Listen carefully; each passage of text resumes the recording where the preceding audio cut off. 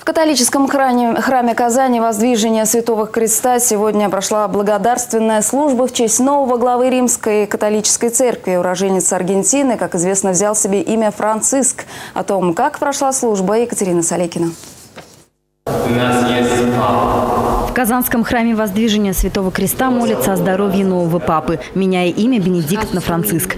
Благодарное месса проходило сегодня без участия настоятеля. Отец Диогенес находится на родине в Аргентине. Он земляк нового папы Франциска. Так же, как и еще два служителя Казанского храма. Один уроженец Бразилии, второй из Перу.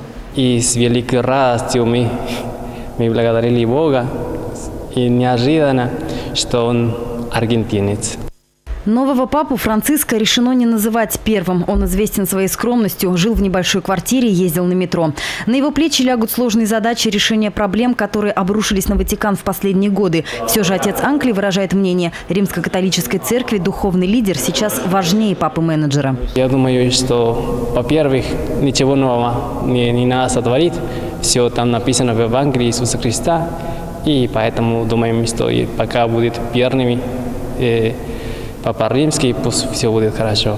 В Казанском храме еще не обновили стенды. Пока здесь висят фотографии отрекшегося в феврале этого года от престола Бенедикта XVI. Кстати, тогда сам факт отречения стал сенсацией. Такого в истории Римско-католической церкви не было более 600 лет. Сейчас Бенедикт XVI будет жить в монастыре Ватикана, носить белую сутану и получать пенсию 2500 евро. Екатерина Салекина, Дмитрий Рыженко, телеканал «Эфир».